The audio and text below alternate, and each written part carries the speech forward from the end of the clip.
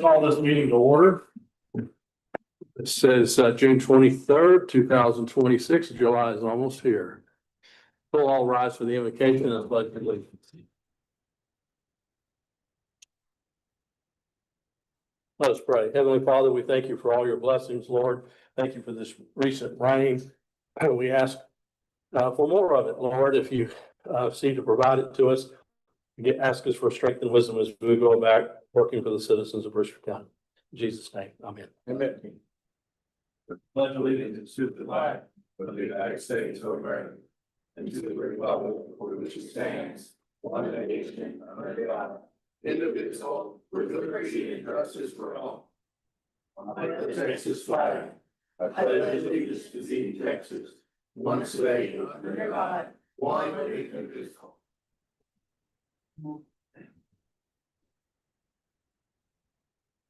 All right, good morning, everybody.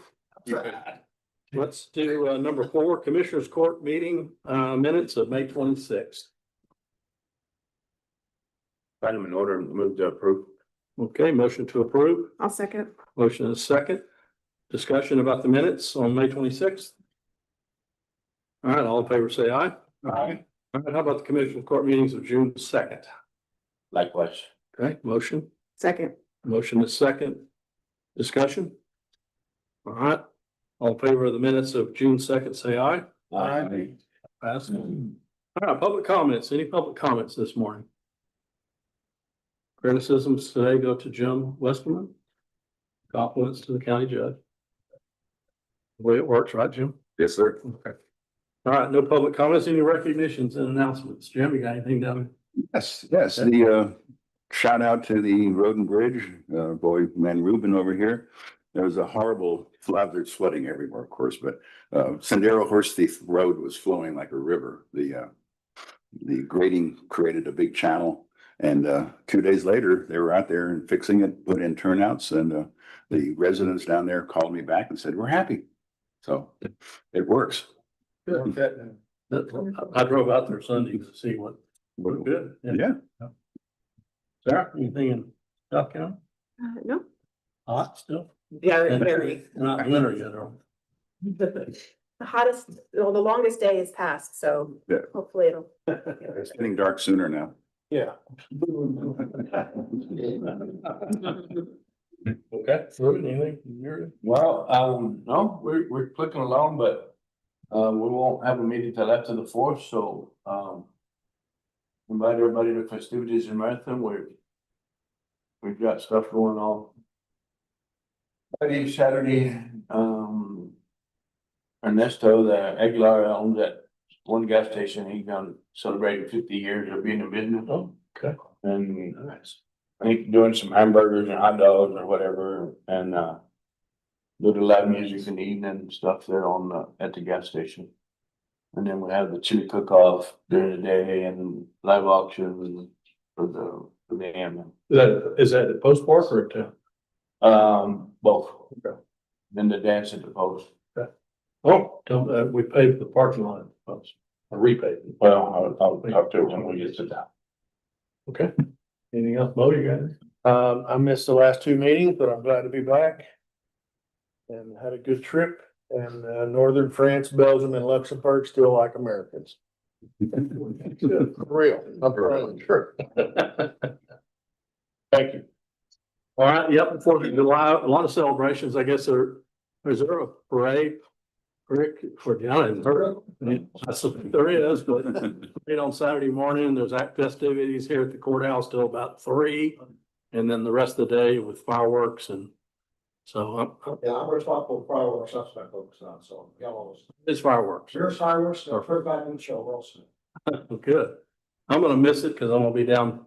I've got 2 4th of Julys, but one here and one down south. Okay, Rick, you're up. Number 7.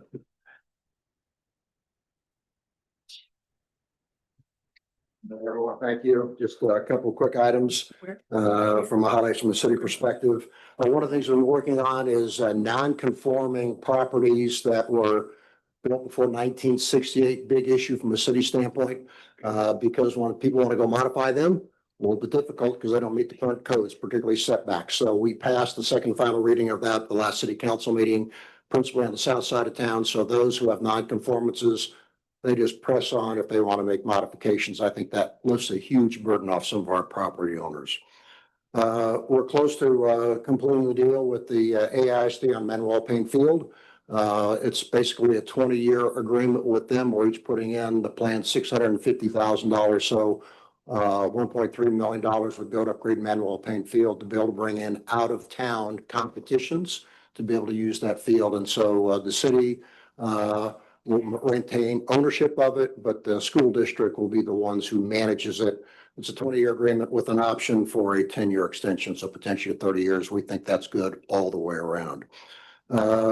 We're pressing forward with Roberts well number 4. Drilling has started. Good news is our water levels are doing very well right now, despite the heat. So we'll see how the heat wears out if we don't get any more rain, but we're managing that quite well. The other big discussion we had at the city council meeting was whether or not the city should consider joining the Brewster County Water District Board or Water District period. Big discussion working our way through. When the district was put in place, the city opted to stay out of it because of concerns over management and control and what the implications would be for the city. We use about 2,500 acre feet of water per year, the largest consumer. And as I mentioned to the judge, we're going to continue the dialogue at city council and work this discussion. We think it's an important discussion, particularly as we look at how do you manage that critical resource water and how do we make sure we're working well together across all of Brewster County so that if someone wants to come in and pull water out, the city would be included in any analysis that the groundwater district would do.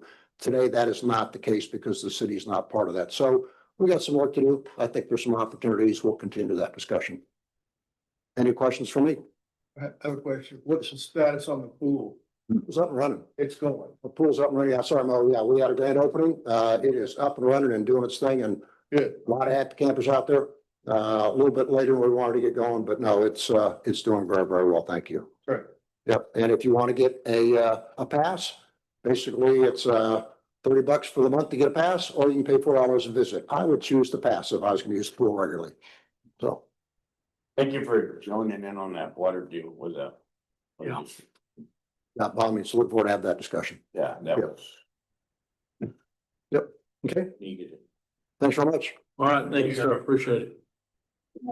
All right, number 8, review and discuss and take possible action regarding a report from ESD number 1. Hello. Good morning. Would you give everybody this? I'll go ahead and identify yourself, would you? Thank you. Just for the record. Kristen Noren, president of the ESD.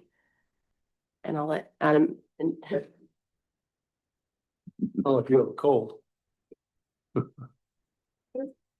you.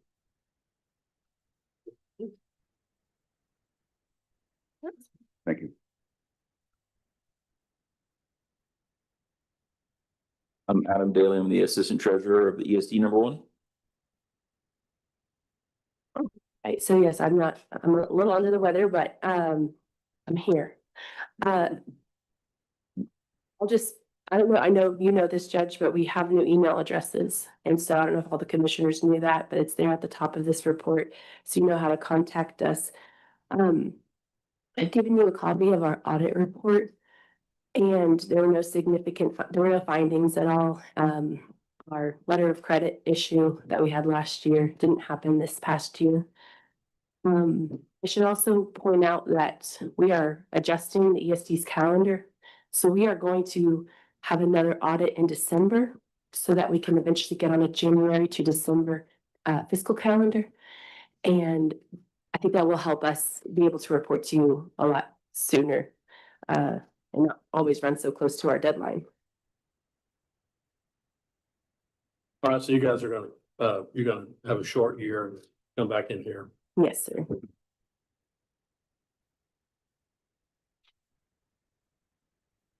Tell us what's happening Mhm. for Lingwood. So yes, we have a new commissioner here. Adam Daly replaced Marcos Paredes, who resigned this last year. Linda Walker attended the safety conference. We I already talked to you about our fiscal calendar. Our investment accounts are very healthy. And so right now we're discussing ways, just kind of a line item on our agenda that we keep having is improvement to emergency infrastructures, just making sure we're thinking and considering about how the ESD monies could be spent improving things like a helipad or water trailers or things like that that come up that Terranova Fire and EMS mention would be helpful to their operations. So we're just in discussions with that.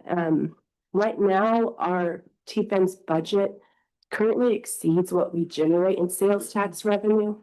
So our kind of partnership that we have going on with them is what's working for our community because we're able to keep them working as long as they're able to bring in income in the way that they do with fundraisers and HCS sales.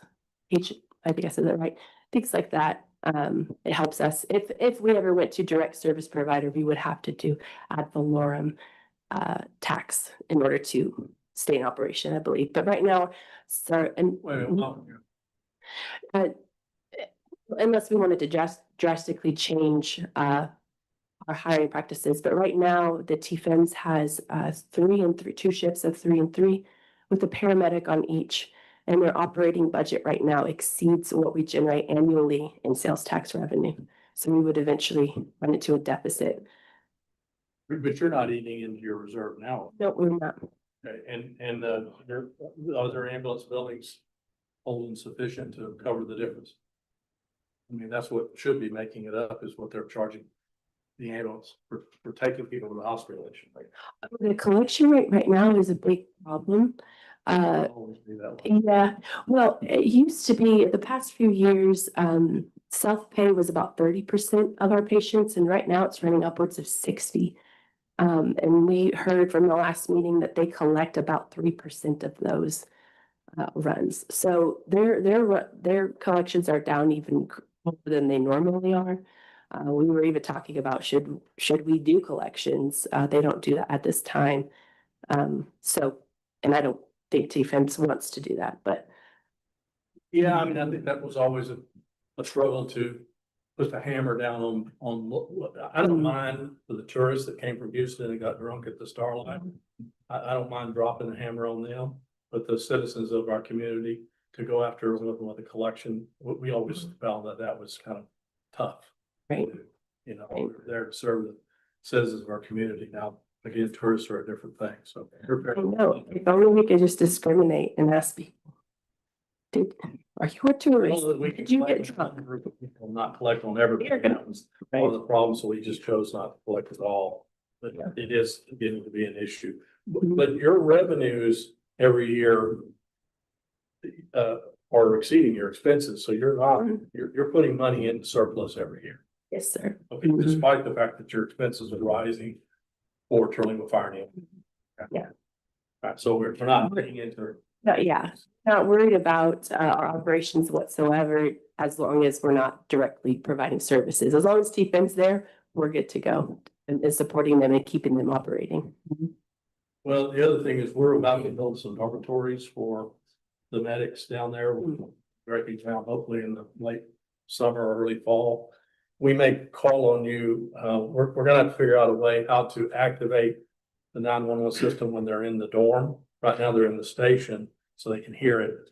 So I was looking at some technology that now allows you to Bluetooth it over so that if they're asleep, they get called. So we may talk to you all about helping the medics with that sort of thing. When you're talking about infrastructure. That's right, yeah, they would fall in that category. And the other thing is, if you want me to reach out to Texas Parks and Wildlife, you know, Elephant Mountain is right there. It formerly landed Trash Can Hill, just south of Trash Can Hill. We might be able to talk to TPW about putting a helipad on their property, so as opposed to trying to find a private landowner. Just a problem. All right. If y'all want me to reach out to TPW, I can do that. Good relationship with him. I'll let you know, I'll speak with the fire chief. I believe she said, ideal location, which I don't think might not be possible because of the ranch, but Santiago Peak. I'm sorry. Santiago Peak, I believe she said would be the ideal location.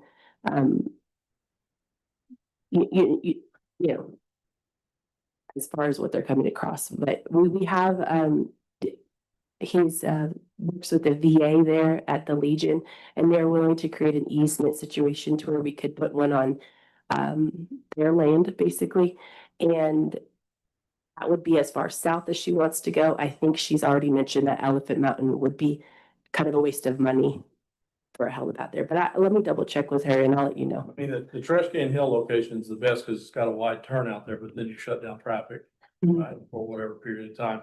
There is a fine line where that helicopter in a hot day like today won't be able to make it without refueling. And so that's one of the reasons we've stayed north up at Trash Can Hill, because even getting a little bit further down south puts that helicopter in a refuel position, and that's a hassle. You gotta take the patient out of the helicopter Mhm. while you refuel it. That's Up at the gas defeats the station. purpose of the helicopter, right? So, Indeed. okay. All right, well, good. Anybody, any questions for ESD number 1? No. I think ESD number 2 is up on the agenda for next Tuesday. Okay. To be petitioned for the election in November, so you may have a sister ESD here for it's all. Looking forward to it. That'd be great. All right, thank you guys. Thank you. Go.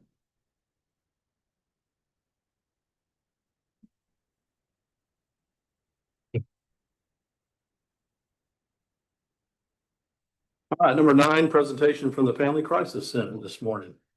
Come on up, guys.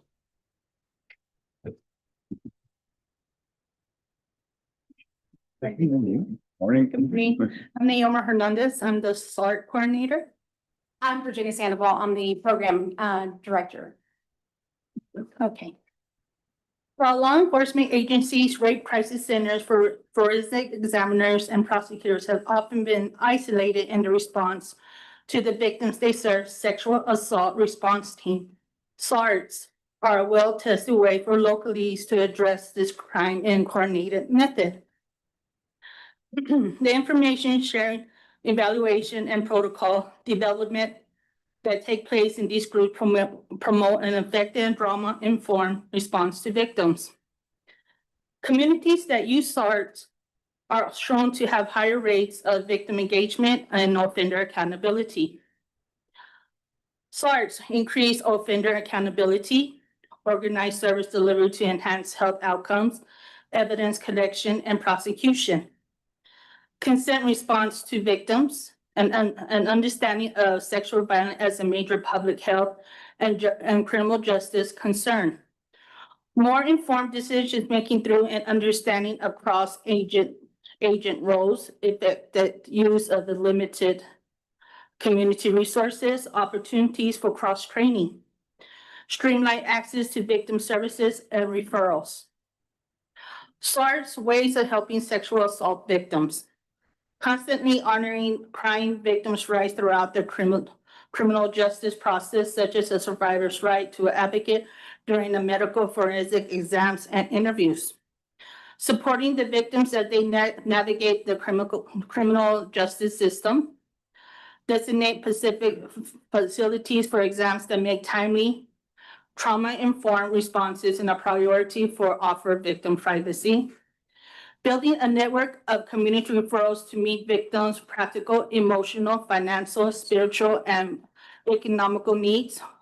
Examples in temporary shelter, transportation, employment, intervention, home security, assistance for crime victim comprehension claims, and promoting a proactive process for investigation that is respectful to victims and minimize repetition of questions. The reason we're here is we have the biennial report that's due every couple of years, every odd year. And Naomi is our SART coordinator. She finished the report. We were a little behind the curve just because of a little lack of involvement, that kind of thing from the other SART members, which you will go into who those belong, who the required members are. So we're a little behind, but Naomi has been in constant contact with TASA. They are the Texas Association Against Sexual Assault. And the report will be hopefully approved by you all, by the Commissioners Court. And then we can finally send it off to TASA. They understand that it's a little lacking. It's a little scaled back than we would like, but we're hoping that in 2027, when it's due again in December, that it will have all the information that is required. And I shouldn't say that is required. It'll just be more beefed up. Right now, we have all the information that is required. It's just like a scaled back version, and they are well aware. So the SART members that are required, and like I said, Naomi can go into that. In the past, commissioners courts typically have taken the lead on being the SART coordinator. A few years ago, the Family Crisis decided, or we offered to continue being or coordinating with the SART for this area, for this region. But one of the requirements is we still have to get your approval to make sure that the report is deemed accurate and up to your standards. Yeah, in fact, I was gonna let's talk a little bit about housekeeping. I went back and looked at Government Code 351. It's real clear that the Commissioners Court needs to be involved in this. Yes, sir. And the reason for the court's knowledge is the failure to keep up with this can jeopardize state grants that we receive. So we're keenly interested in making sure we stay on top of it. Let me ask you a quick question.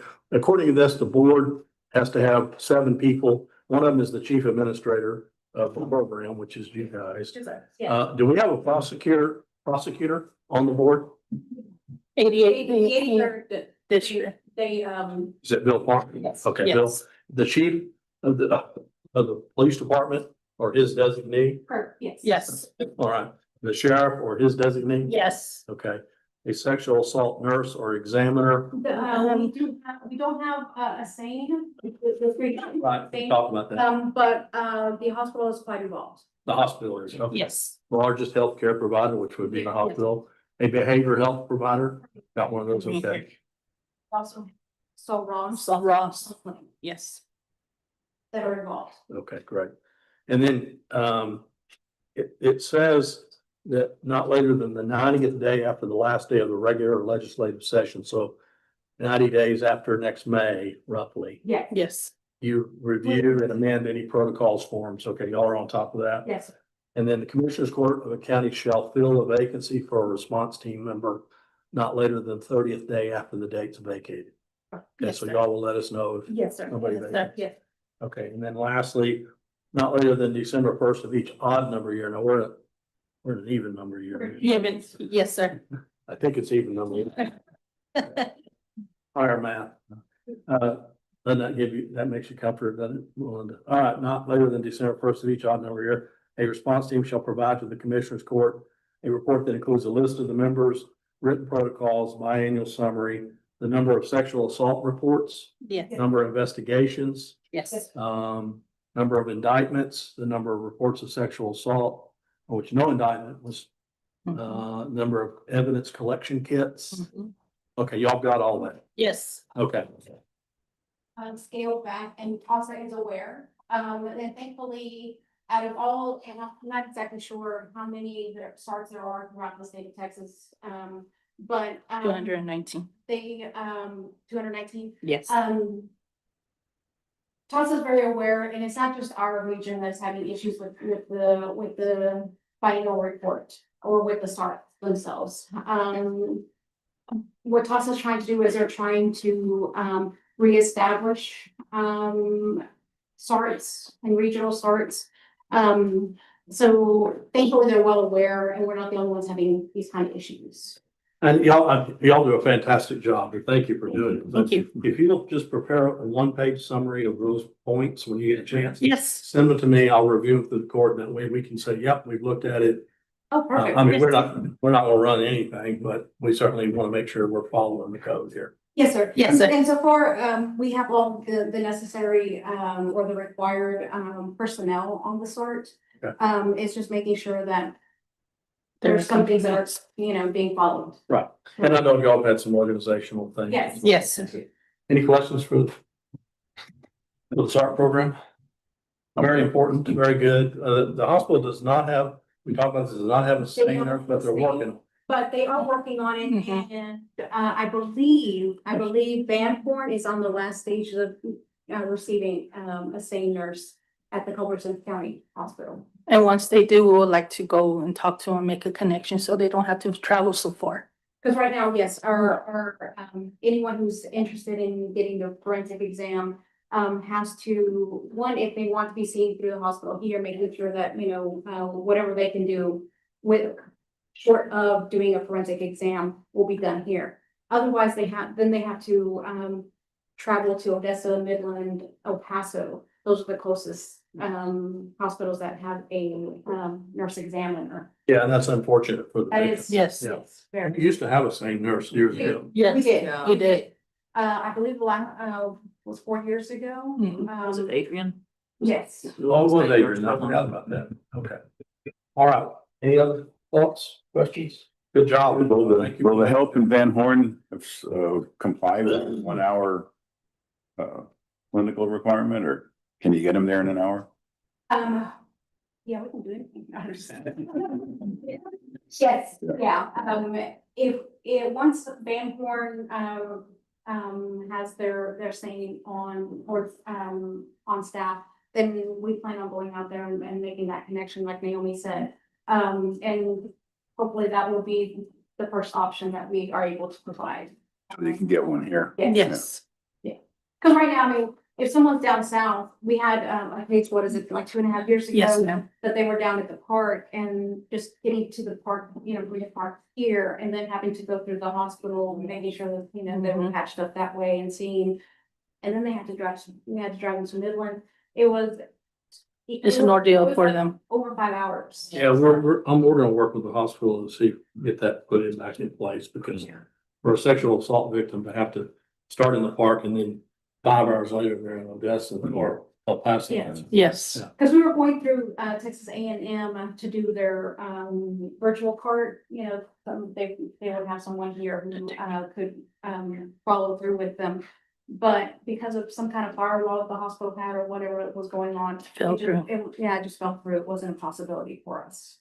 I think the same thing was happening with Van Horn, but now they're actually getting an actual nurse examiner, which is fantastic. And I believe we have 2 here locally. Yes. Who are going through the end stages too of their training, so hopefully, not too far in the future, we'll have a couple of same nurses here too.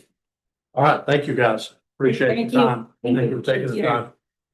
All right, I'm gonna bump up James since he's got a funeral to attend to. I've never seen you dressed so sharp. What's the deal with that? All right, tell us what's going on. Got one look good. Yeah. So I have to make Malapine look good. I think that ought to be the daily uniform out there. Oh, jeez. You'd see this one for that. Yeah. You could wear a tie too. Should have a copy of the drought monitor in the portfolio. We have switched places with Panhandle. This time last year, it was the complete opposite. We are doing really good in North County. Last year, North County, we're all red. Now we're looking good. Doesn't mean it's gonna stay like this forever, because all this green's gonna die off when it starts getting really, really hot. It's already starting to happen. The other things I have going forward is the updated burn bans. The one thing I wanted to go over for the burn ban, because I get a lot of questions, I get a lot of phone calls. It is a Class C misdemeanor to have an illegal burn with a $500 fine. We're working on enforcement of that.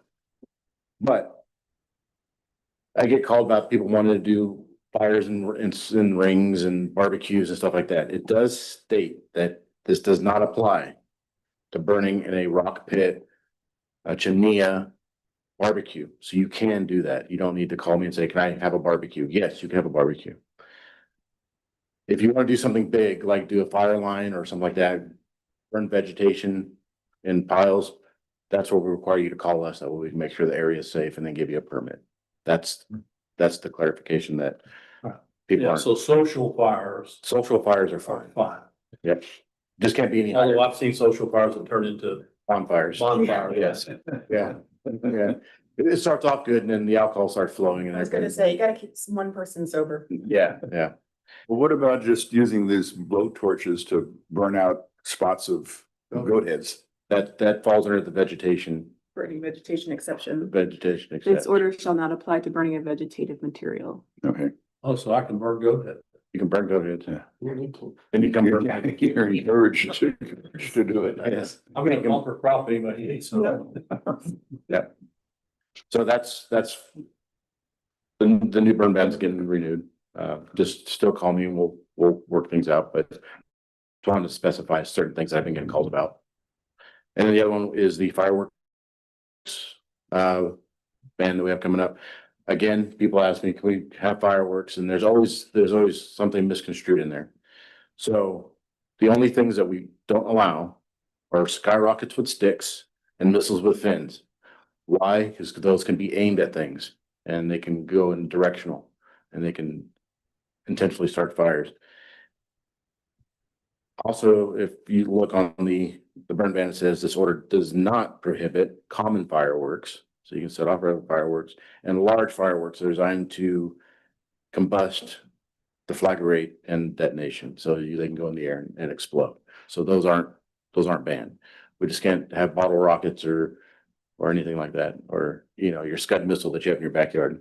So just want to get those clarifications out there for everybody. That way, I'm still going to get calls, but Do we need to issue an order this morning on? yes, on both of those.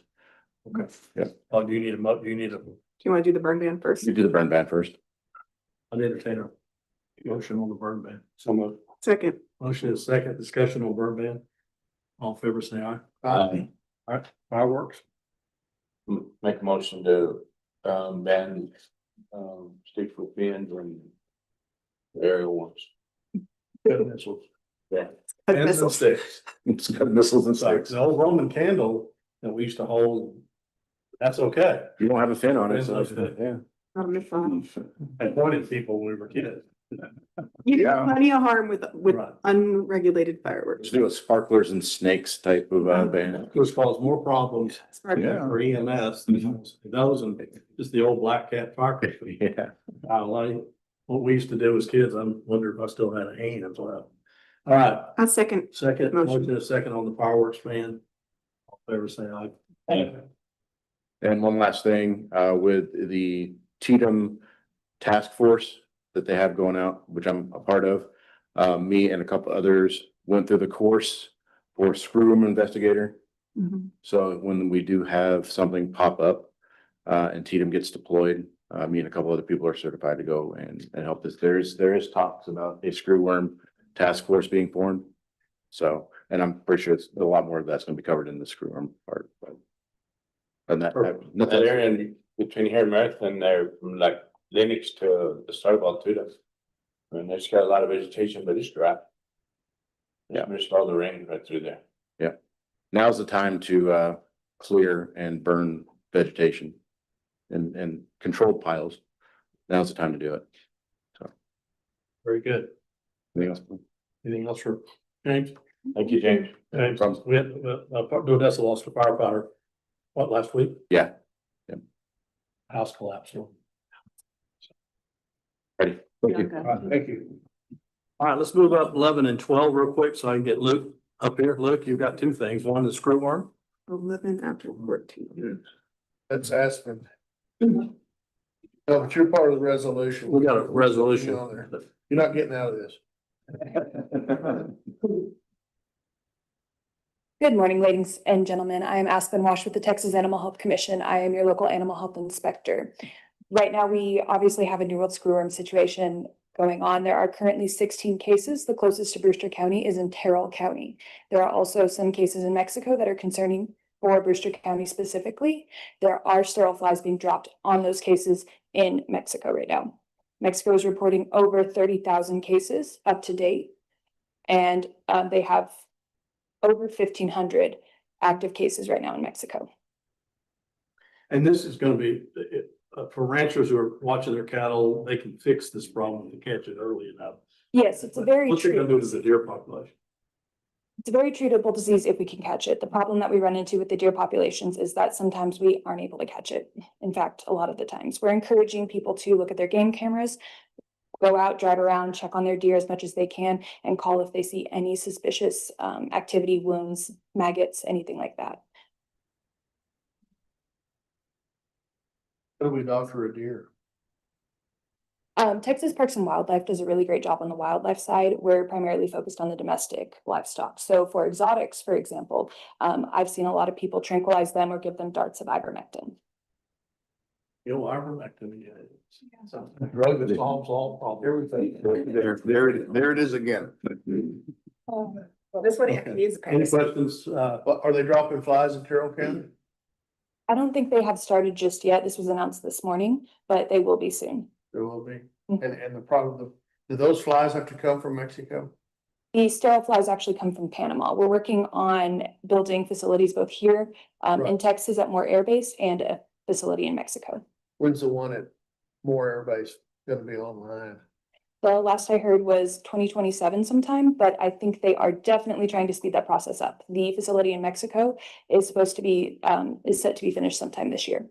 Were you on the call yesterday with the Secretary of Agriculture? I was not, I'm sorry, I was actually in the field up until a couple hours ago. Are they trapping flies to try and find?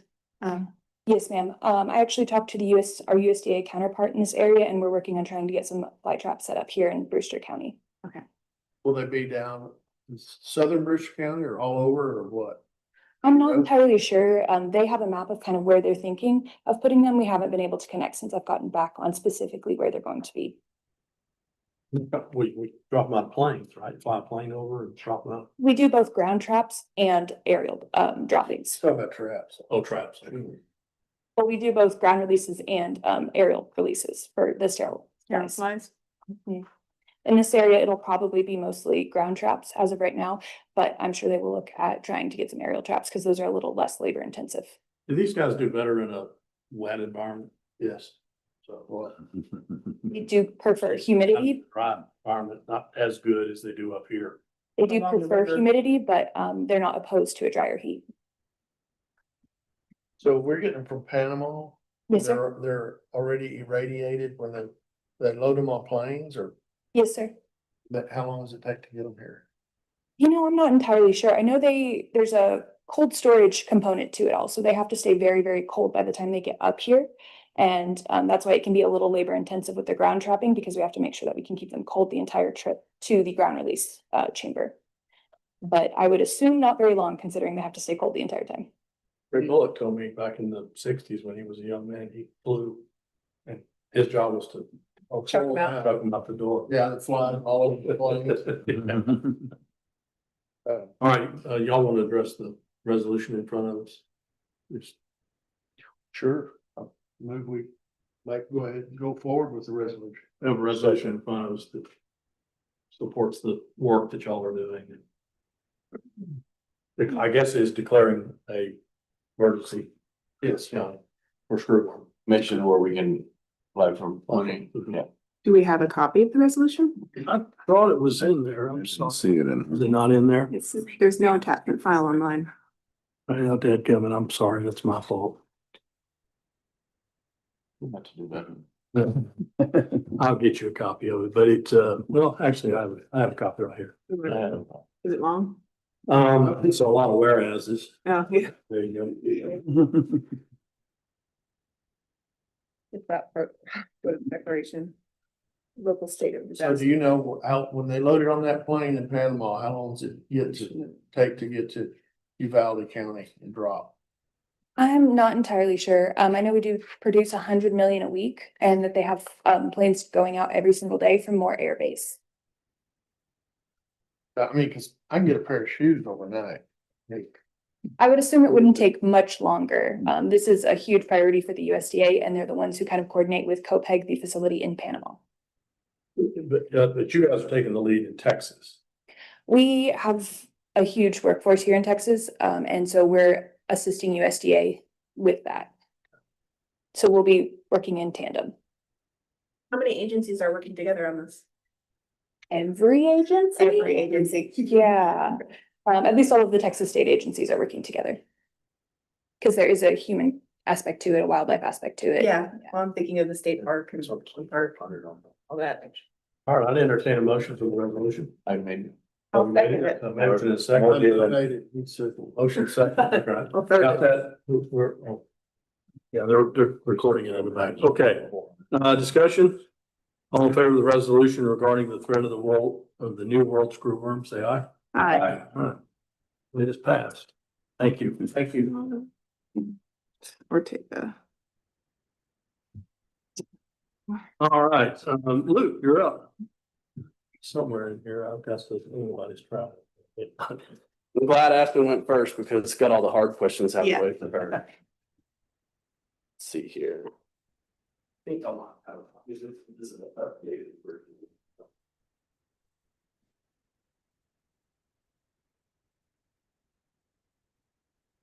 Others. And real quick on the screwer front, Monday, we're having a program out there at Sol Ross, a community forum at 6 next Monday, and it's Texas Animal Health Commission, Texas Parks and Wildlife, Alpine Vet Clinic, Sol Ross, and AgriLife. So anybody who has questions, that would be the place to take them. Where is it? Sol Ross, the RAS room RAS, 130, okay. yes, sir, at 6. Oh, and I heard back for the water testing. We were talking about the water district earlier. I've been talking with them and we're gonna have another testing on the 20th and 21st here for the Tri-County area. But this time people aren't gonna have to come get the sample kit and take it. They're just gonna be able to clean out a bottle of water and bring the sample. So that's gonna make it a lot easier on everybody. So I'll have a press release and flyer on that soon. Wonderful. Oh, and one other thing, sorry, I'll get to this here in just a second. I have some 4-H parents here and Ashley Wood's daughter, Sadie, was just awarded Miss Rodeo Texas Princess. So she's one of our Brewster Jeff Davis 4-H members. So that's awesome. Okay, so the proposal y'all have in front of you, obviously it's for a youth livestock trailer and some of y'all might be wondering, exactly what the benefit of that is. And can obviously be kind of hard to quantify a dollar value on that, but mainly it's just youth development and character building. Things like trustworthiness, fairness, citizenship, caring, responsibility, and respect. And really, these kids just put in countless hours of hard work, and then they kind of need the resources and support to go in there and finish the job at the end. Annually, Brewster and Jeff Davis 4-H members attend 7 Texas major shows, including the State Fair of Texas, Sand Hills, Fort Worth, San Angelo, San Antonio, Houston, and Austin. And each of those shows usually requires more than one trip because we have multiple species shown there. So it is a lot of time going up and down the road with these kids and those livestock projects that they put all this time and money into. Alongside of those, there's several mini majors and regional shows that we attend semi-annually, just kind of depending on participation. Heart of Texas, West Texas Fair, and South Plains Fair. And really, it's just kind of like a business or a team of any other nature. You just have to have the right equipment to make the difference. And, the hard work that they put in, I think it's very important that they have the things they need to be successful. So that one I handed y'all can kind of see what we're working with right now. I was gonna ask you, the top picture is what you got now. Yes, yeah, that's the plywood boards. and it serves its purpose, for a stock trailer, that's what it's for, but it's not designed for what we're looking at, what these kiddos are doing. And so just kind of putting it in perspective, last year we hauled over 25 sheep and goats exhibitors just to San Angelo. And so then you're having to get volunteers and borrow their equipment and trailers, and you're hauling these kids up there separately. And sometimes that's unavoidable with scheduling conflicts and things of that nature, but there really is a tremendous benefit in having them as a group. So when you show up as a group, your kids have a better experience because they're all pinned together. It's really representing our counties well. It's just a better experience, and it's also a lot safer. You're going to these big metropolitan areas, and if you were sewing up separately, you're going to be scattered out. And as these parents can attest to, you go up there and there's hundreds of thousands of people running around Houston and San Antonio livestock shows. So having your kids gathered up together is a good thing. And also going down the road, you know, that just makes it that much safer. Luke, when you transport, you're transporting animals in the trailer, but are you transporting kids too? Usually for these, their parents are coming just because the nature of the show. The parents are following in their own cars. Yes, that's generally, Kids. yes, sir. Yeah, I mean, you can, but there's a lot of paperwork that goes with it. Used to is a lot more in place, but anymore it's gotten more and more. As unfortunately, there've been some, you know, accidents and obviously there's some insurance things there. So generally with the nature of a livestock show, you know, the parents are coming as well. So you'd have to have a school bus following along to get everybody wrangled up. Look, you wouldn't have a better use for a longer trailer without the living quarters that would That's, accommodate. it's not really a living quarters, it's just a tack compartment. It's just, I mean, it's not even, the front of it's just a big open room where you put all your feed and all that kind of stuff. It looks deceptive, I guess, like it could be, but it's that front door right there, all it is a storage compartment to put feed, show supplies, blowers, tables, that kind of thing. And then the back part of it is the part that's climate controlled. And the thing about this trailer is that it was custom made for a county show program. So the pin system in it, you can haul over 30 sheep and goats in there, or you can adjust the pin system to haul up to 15 hogs in there, which is pretty remarkable because you can't haul those together. So you can gang load sheep and goats, you know, into some compartments for crowding, but hogs, you can't put them together because those things fight and they'll tear each other up, and you'll get to Houston and have a dead or crippled hog. So Pork chop. anyway, and of course can haul cattle as well.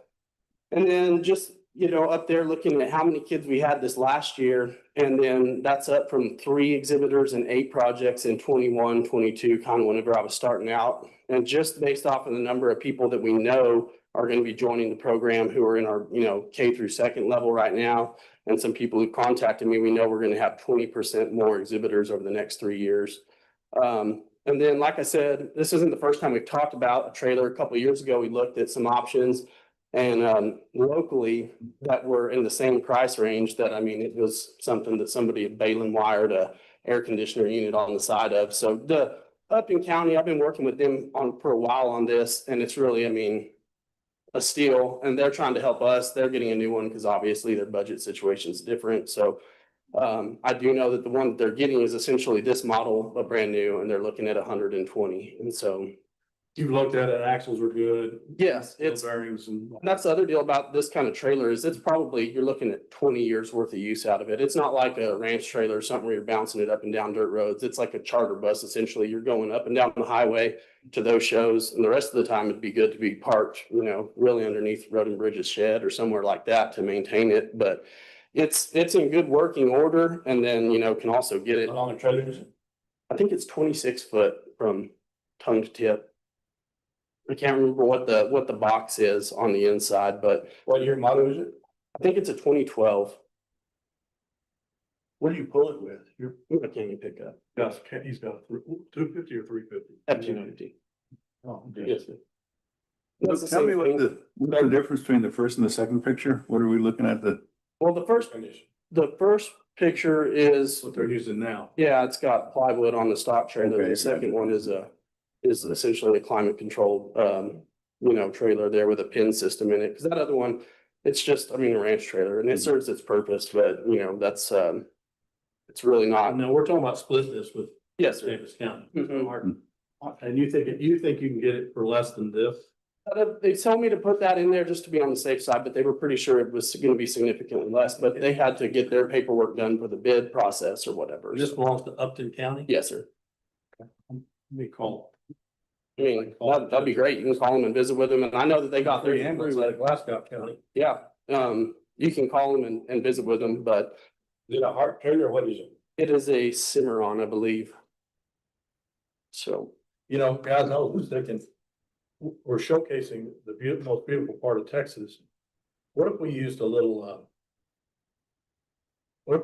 tourism money and wrap this thing with pictures of the mountains? It says Brewster County, Jeff Davis County on it. sure be good advertisement, because right now, you know, we have Brewster and Jeff Davis County, and we're sitting in line with that plywood, and so people, that's what they're saying.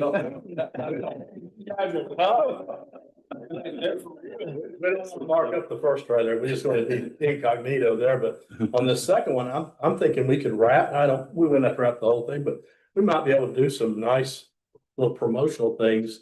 I mean, this is gonna be seen by lots of people. Yes, sir. This is a great advertising venue, in my opinion. Yeah.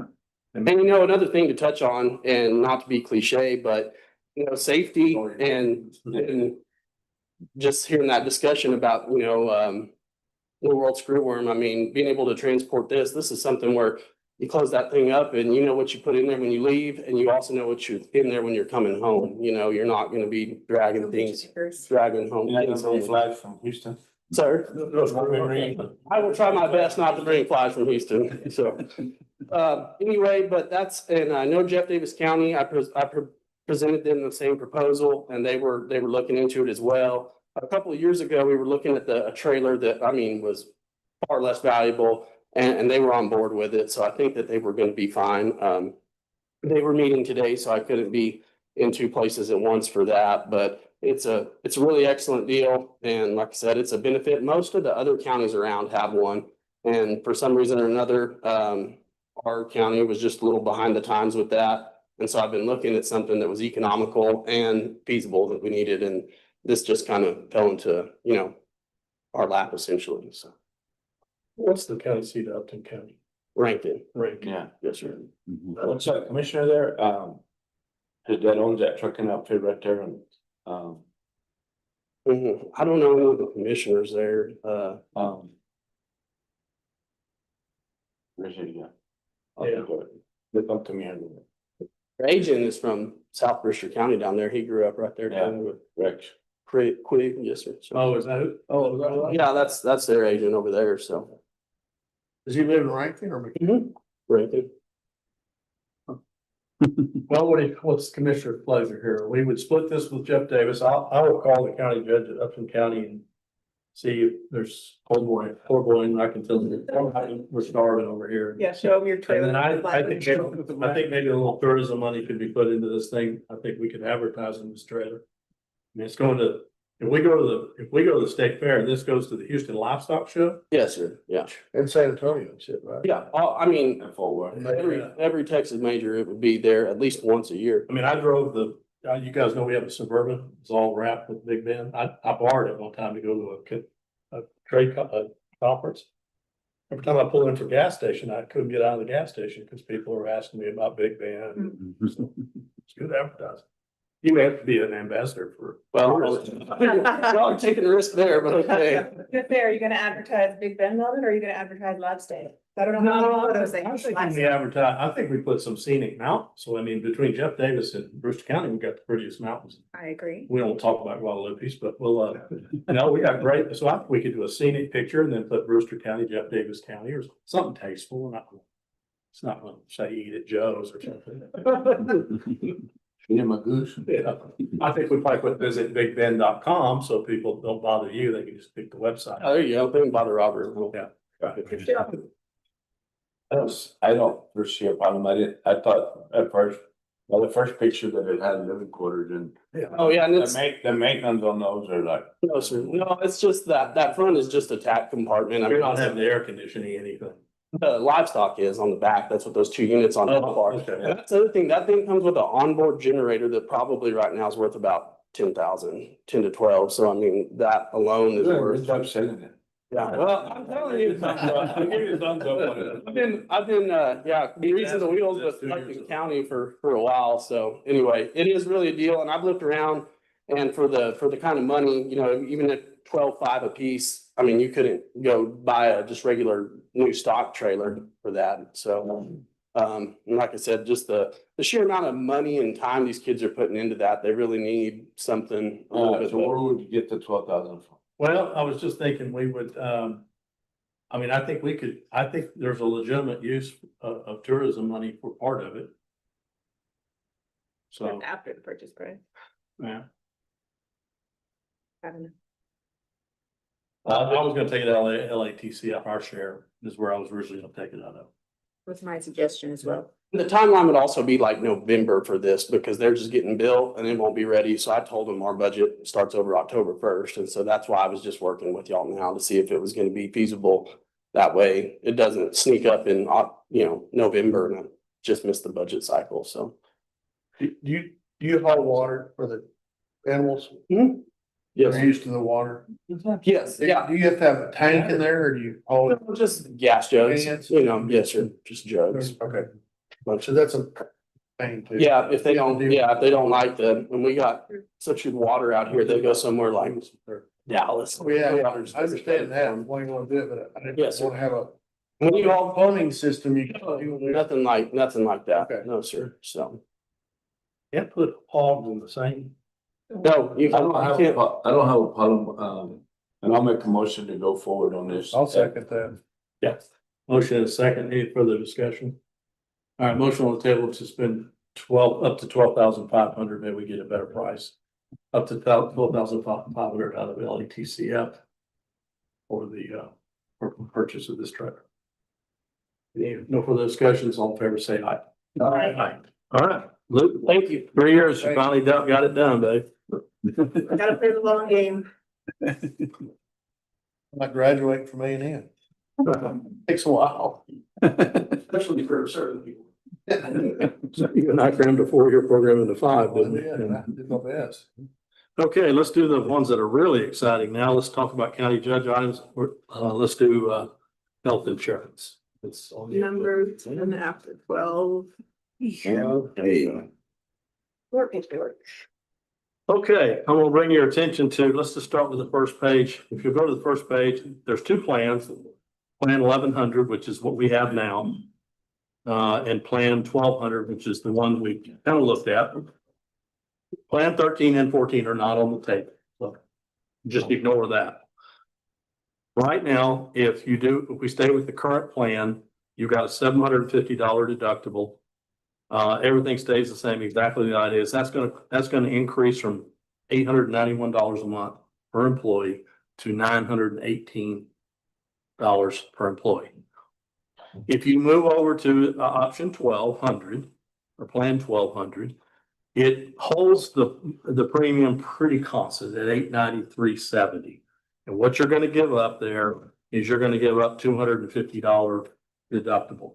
So the best way to describe this is if you had $100,000 worth of medical bills right now under the current policy, the most you would be out of your pocket is $3,750. Under the new plan, the most you would be out would be $4,000. So it's $250 deductible.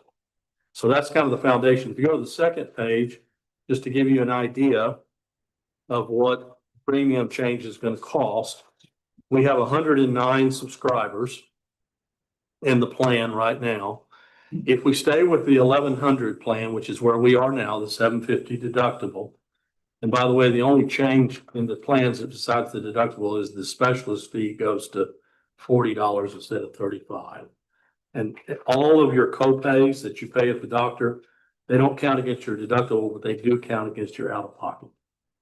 So anyway, if you stay with 1100, the county's increased cost for healthcare this year is roughly $35,000. If you move to 1200, the cost for the county is $3,100. And if you went all the way to the other side, which I'm not advocating, is that you would save the county $41,000. So if you go back down and you look at the number of subscribers, we have 84 of our employees, of our subscriber employees, who are just employee only insurance. And then there's another 26 folks that, or 25 folks that have dependents. And there's a cost for that dependent. So for example, an employee and a spouse would cost an extra $209.04. I'm sorry, if we stay where we are, it'd be another $209 per year. For employees with families, it cost them another $212 per year. If we move over to 1200, the cost is nominal for the employee and their families. Just something to think about. Now, the last page is just an idea of how many people met their deductibles. This year, 27 people have met their deductibles. We do not know specifically what categories those are in. They couldn't get that data for us, but most of the people that meeting deductibles are in that 65, over 65 bracket. Now, this includes subscribers that are also retirees. So you guys know where I stand. I think we ought to go with Plan 1200. I think that the cost to the employees is going to be right out of their pocket immediately. I think it's a good balance. That's my argument between spending more taxpayers' money on healthcare, but at the same time, not just, putting a huge burden on our employees. The burden would be that if they did need hospitalization or more serious care, their deductible would be $250. Well, but do they cover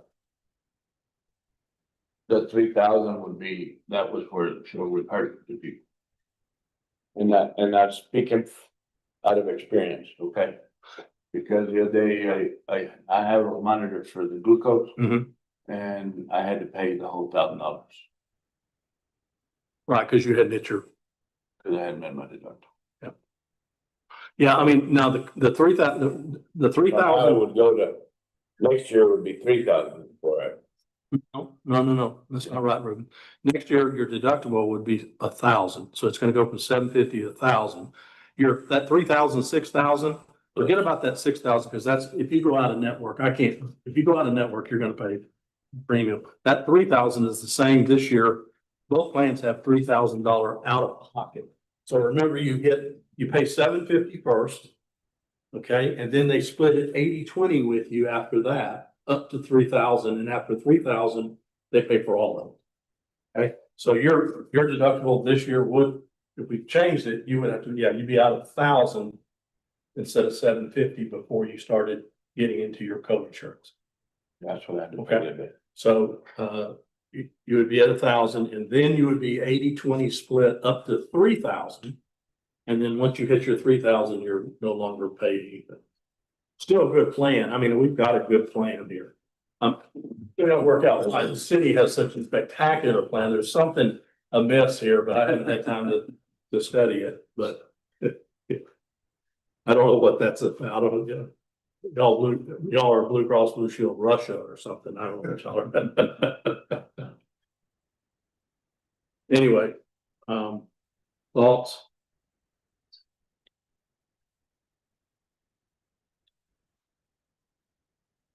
Well, I know we have a obligation to our employees. I do know that. We also have an obligation to the 8,000 or so citizens of this county. So that's pretty.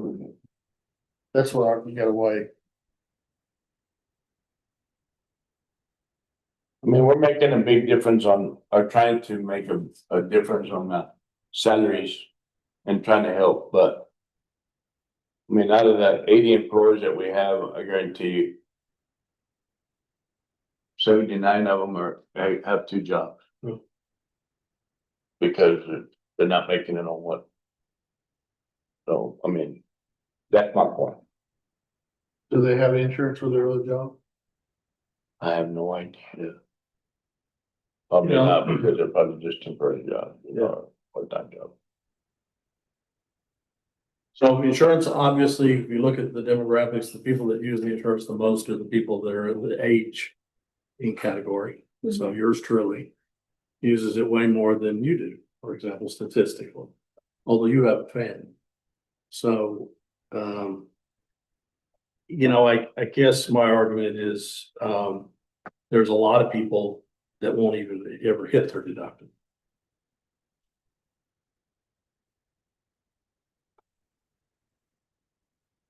But the ones that do are the ones that are on steady income. I have, in my personal experience, insurance companies are very good at finding ways to deny your claim. When I had my medical emergency, the TFEMS ride in the ambulance was not covered. I don't think the anesthesiologist was in network. It was just lots of random little things like, oh, that's not in network. So even though And this was when we had an even better plan with the even lower out-of-pocket maximum, should have been 2,000, but my actual out-of-pocket was closer to 5,000. I don't know the answer to that one, but. That's just my experience is that, yeah, they say this is all you'll pay, but you'll end up paying more.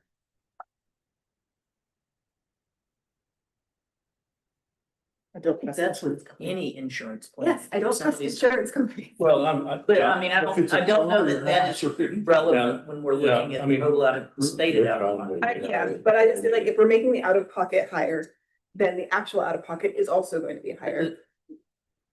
Well, I mean, it's not stated that way, Sarah. I But the guess. pocket doesn't I change. don't disagree with, I don't like insurance companies any more than you do, but I'm just looking at the numbers here and the facts are, we can save $34,000. Why, by doing something, I don't think it's hugely significant, but it's easy for me to say that because I don't, I can afford the premium. So I don't know. I just think it's, and we haven't got to the budget yet. We haven't talked about raises yet. So unfortunately, this always comes at a terrible time because I'd rather make this decision after we've looked at the budget. At the numbers, times. yeah. But we don't have a choice. We have to sign this by next week, I know it's at 30th. What's the balance between helping the employees and being good stewards of taxpayer money?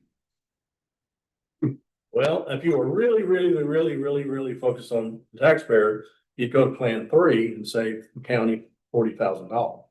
Say, Right. if you were It's a bunch of more on the employee side, you would spend $34,000 more. And my argument is we're gonna meet in the middle and we're gonna spend $3,600. And we've sort of met the middle. We haven't gone crazy because look, I'm not, it'd be easy to go all the way out to Plan 4 out there and really mess with it. And, this is gonna be becoming an annual issue for us though. Yes. Healthcare costs are not going down. And nor are premiums. And we've done a great job as a county of keeping our loss ratio small. I mean, our loss ratio was, well, first of all, we were positive, so we took in more premium than we actually paid out. And then our losses were like 3%, almost 3.5%. So, dang good compared to other counties. Yeah, a lot of other counties, my fellow county treasurers have said their renewals are like 8-9%, some 10-12%. So we're doing pretty good compared to them. But I just don't want it to be the easy part that insurance is a scapegoat every year. I mean, you go, oh, 40,000, well, you gotta go to the next plan. If I can just, the judge mentioned it a minute ago, but just to kind of reiterate is if you go with the more expensive plan where you're costing the taxpayers more money, you're also costing some of the employees more money on a monthly basis due to higher premiums for the family coverage. Whereas if you go with the coverage, the option 1, then maybe they pay that additional $250 in a deductible, but maybe they don't.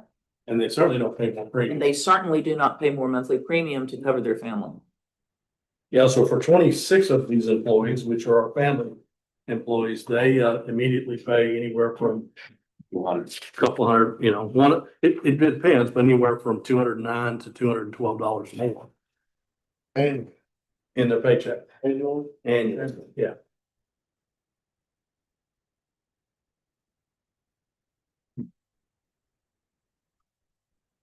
I mean, my personal opinion as an employee, I think the option 1 is a very reasonable compromise and it benefits both categories, the taxpayer and the employee.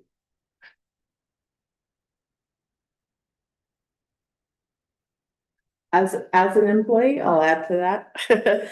I would rather, because the renewal rates bring up the monthly premium that you pay on your dependents quite a bit more than option 1 only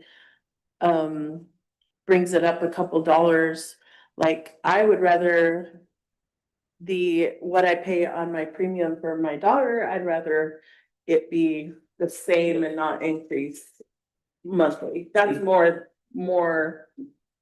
It's than more an immediate. more an immediate hit to our paycheck, because it's the hit to our paychecks if the premium we pay every month is more.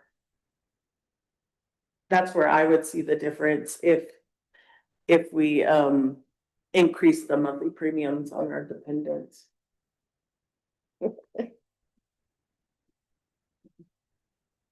She had no idea. Sarah? Better. You're No. up there. You looked at this in detail. Haven't judged, I'm actually blessed because my husband carries our children and me, so I'm like double insured, so. So we can drop them. That save us. There's our savings. Fair low claim rate right there. Well, I don't know, guys, this is a tough one. I'm like you, Ruben. I hate to isolate, well, we say 34,000. I mean, we just spent 12,000 on a trailer for a whole cabin. Yeah. And then there's 1,000 of those every day. And about that 12,000 is for 30 people. But I don't know, I think, for me, the right thing to do is, I think this, unfortunately, every year, this health insurance thing's gonna be got to the point where we're gonna have to look at it every year like this. And it's good that we look at it. I think for years, you didn't have to think about it too much, but We've been here 22 years and we think about it every year. do you? Have they gone up as much as I wonder where they started. We started at 474 when I was 22 years ago. Wow. All right. 474. What? All I know to do now is put it to a vote. So, I'll make a motion. That we, or y'all can, but I'll make a motion that we go to plan 1,200 option 1 for 2027. A second. Motion is a second. Any other discussion?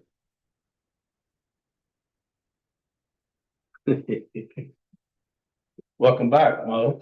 All right, I figured all in favor of plan 1,200, say aye. Raise your hand. Aye. All opposed? Hey. Okay, so 3 in favor, 2 opposed. The second split we've had this year.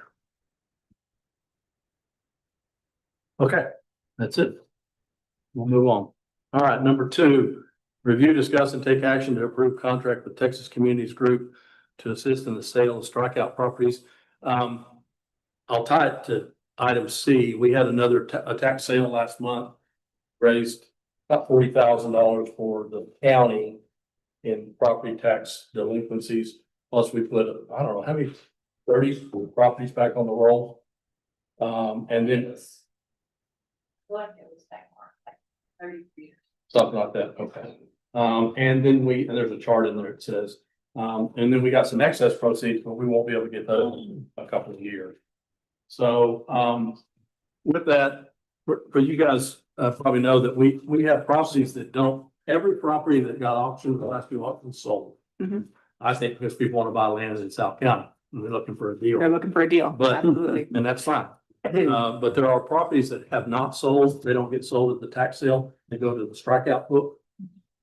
Purdue has offered, it's no cost to us, programs where they will advertise those strikeout properties. And anybody can go on and bid on a strikeout property. You can bid lower than what the taxes are due on it, but you have to go to all the taxing entities to get approved. Mhm. Well, some of those properties have been on there for years, and so we need to market those and get them off that, because it's just sitting in the debt for them. This agreement basically allows them, they have a separate company that does this. I said, let's do Yeah, it. that was the part that confused me, because I was like, who's Texas Community Group? They're a subsidiary, basically a side company to Purdue. Does it cost us any money? Costs us nothing, No, it passed on to the buyer. passed on to the buyer. We'll make a motion to move forward on I'll that. second. It was fast. There's an example of trying to get more money. All right, motion is second. All in favor, say aye. Aye. Okay, all right, that takes care of mine. Road and bridge, Ruben. Yes, sir. Let me see. Let me say that, after the rains, they've been down south, bladed South County Road, Lone Star Road, North County Road, patching in Wagon Road, off of Loop Drive, all material to the post for paving. Grade 5, patching in Marathon, mowed road to the post part, which needs to be mowed again. Took the loader, the 928 to Odessa to Caterpillar for that hydraulic repair, which was about 28,000, 26,000. Yeah. Yeah. Is it done? I think it's there. No, it'll, I think it'll come back next week. Okay. Started prep on, whatever there, the oil pan. Well, was leaking. And the gasket had moved out and pinched off or whatever. And the only way that you can't drop the oil pan without pulling the motor. That was a good engineering design. Yeah. That's the bulk of the money right there.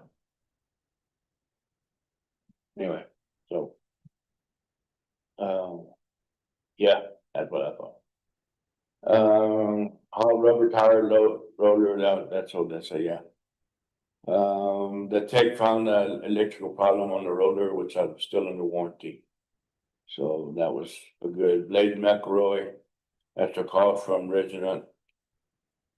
To be, I guess from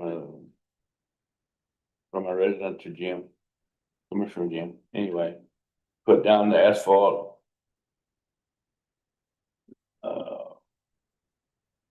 Under post, and then they paved the post parking lot. It looks really, really good. And they're busy working everywhere trying to get the 4th of July.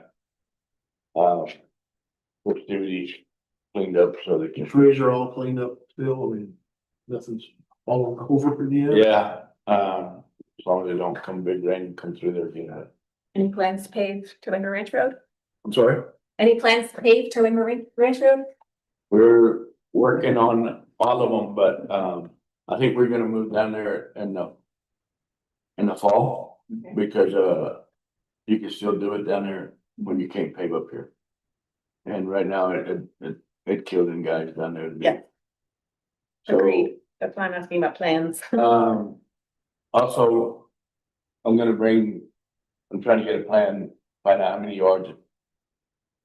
White Mill Yeah, crossing, yeah. I would like to put a concrete bottom to it. I think that's a great idea. With riprap off to the side.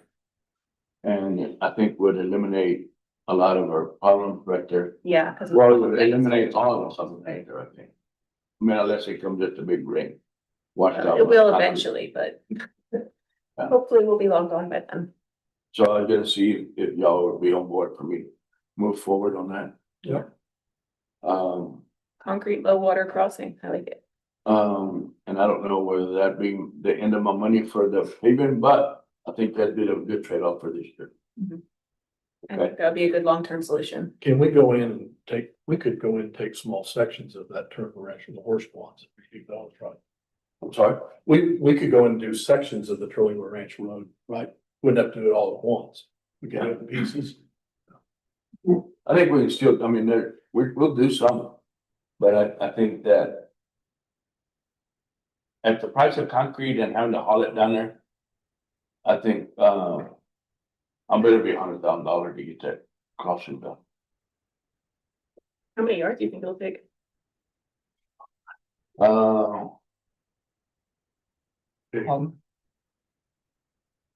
There's still a concrete plant down there. We could get, well, he just had a concrete plant there for a while. I don't I know. don't know if they still do or not. Okay. But I mean, and the boys today two of them took one truck that's messing up the dump truck to San Angelo. And Johnny and one of the other guys went to Paso to bring our hot truck back. That had recalls. Yes, sir.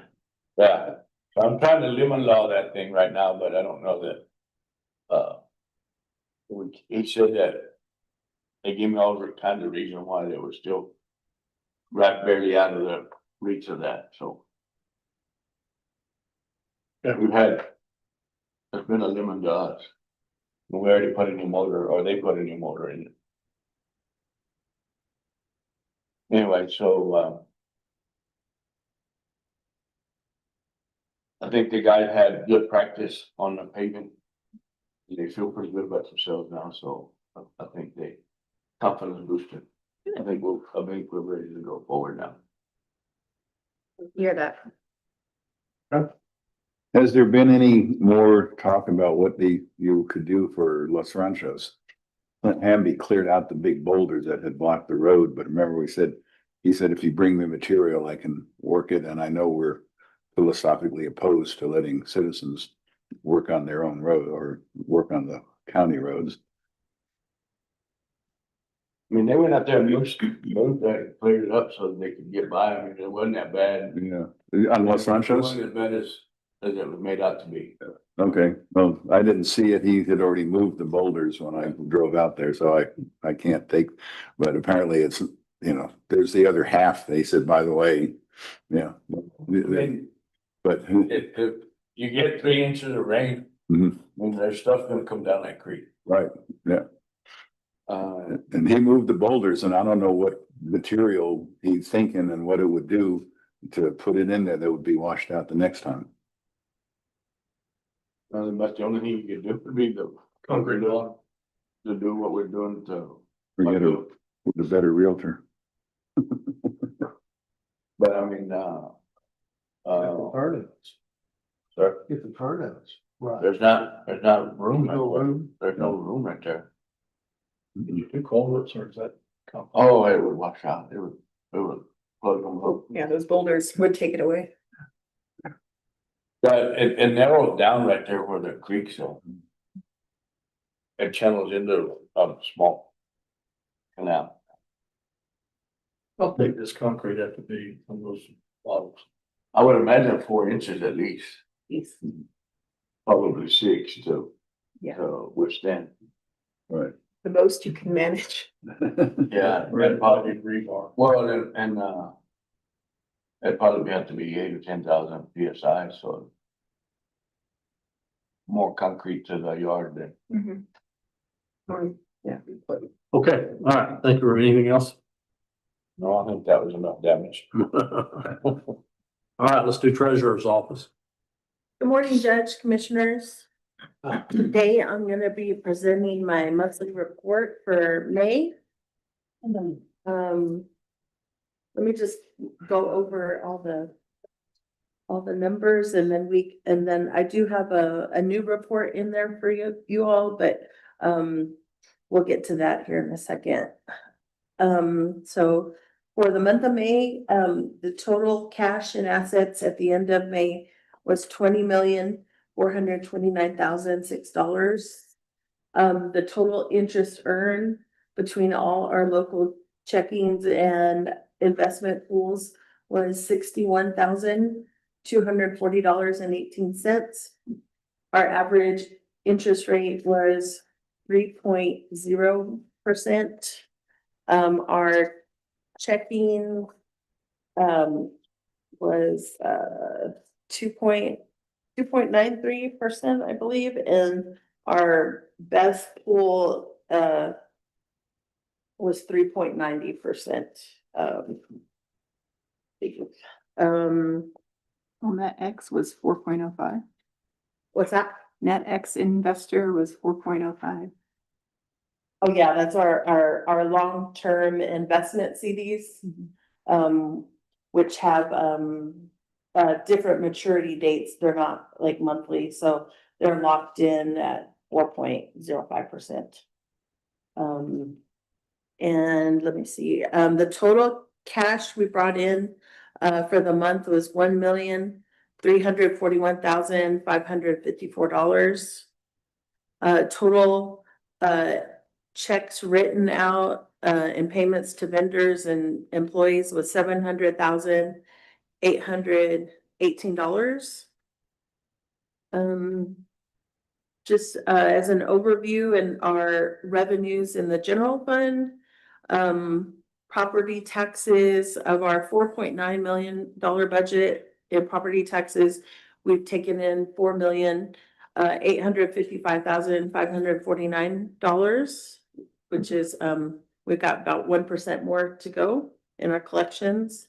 But also our collections in delinquent and penalty and interest are up 130% in delinquent and 174% in penalty and interest. So that kind of helps. Our sales tax, we've collected 567,000. And that is collections through March. So we have $1 million budget in sales tax for the year. And so those collections are for 6 months. So we're rocking along pretty good. Hey, Sarah, do we have any excess proceeds coming anytime soon? That will you release excess proceeds? When you get a second, would you roughly guess which that is? Okay, please. Okay, go ahead. Mixed drink collections on mixed drink tax is up 116%. So that's pretty good. And that's through March collections also. General fund at the end of May, we were operating at a $1,607,000 surplus.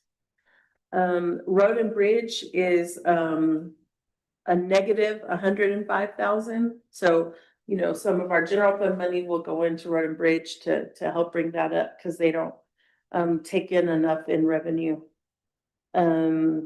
Let me see. One good thing that I wanted to highlight about hot tax funds and tourism. So their revenue budget is $2 million for the year, and they hit that in March. And so now we're at we've collected a total of $2,042,267 in hot taxes. So we've met our budget with a few more months to go. Do y'all have any other questions before I talk about this new report I included? Yeah, the Chevy Silverado is paid off now, right? Yes, sir, it is. Okay. There's no more. So that'll come off the report. Yes. All right. And then the reconciliations that are in progress, most of those are in different offices. Is Patty Roach the one working on the tax assessor collector? She's working with Sylvia to clean up some of the old stale checks. And I know they had hit a little bit of snag with 3 or 4 of those, if you recall, that we need to get clarification on. But I don't believe Sylvia had brought over her. She has not brought on reconciliation. So, the 2 county clerk accounts that I said are in progress, I finished those yesterday, so those are up to date. And then Manuela is working on the May reconciliations that are at West Texas, the general fund, and the 3 jail accounts. Okay. All right, good. And also just to note, Manuela was emailing me yesterday afternoon on the reconciliations that she's doing for some of the offices and doing more detailed reporting. Yeah, right. Is going very well, and she said she's liking getting that done. Yeah. So now for some of the other offices, we're actually getting the proper documentation we need, like their deposit tickets, their checks that they were written. We used to not get those, we used to just reconcile from the bank statements, but now we're getting the documents to like make it true reconciliations. Was it done or retired? So Donna will be retiring July 26th. And I'm very sad to see her go. She's been with me ever since I started as treasurer and before that, when I was hired on to the county, I started in the treasurer's office with her, so. Gonna be sad to see her go, but all things come to an end eventually. Couple quick questions. You're gonna move the 140,000 for tourism over to general fund? We already have made those And transfers. then Melinda, we can talk about this in finance. Next year, I just wanna have prisoners.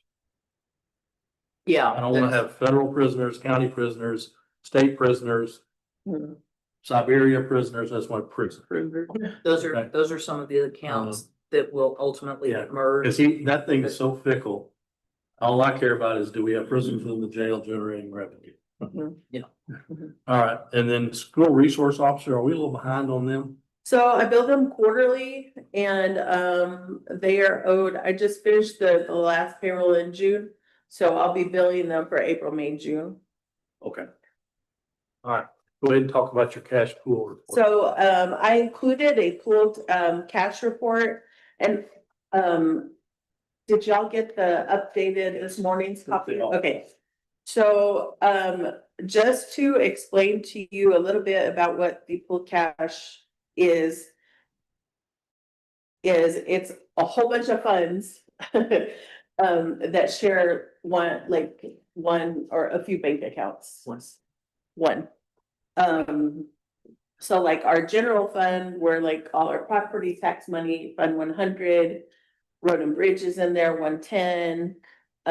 All the county clerks funds are in there. They're all comprised of our general fund bank account at Trans-Pecos. So basically, this claim on cash means exactly what it is. It's like the general funds claim on cash is $476,552.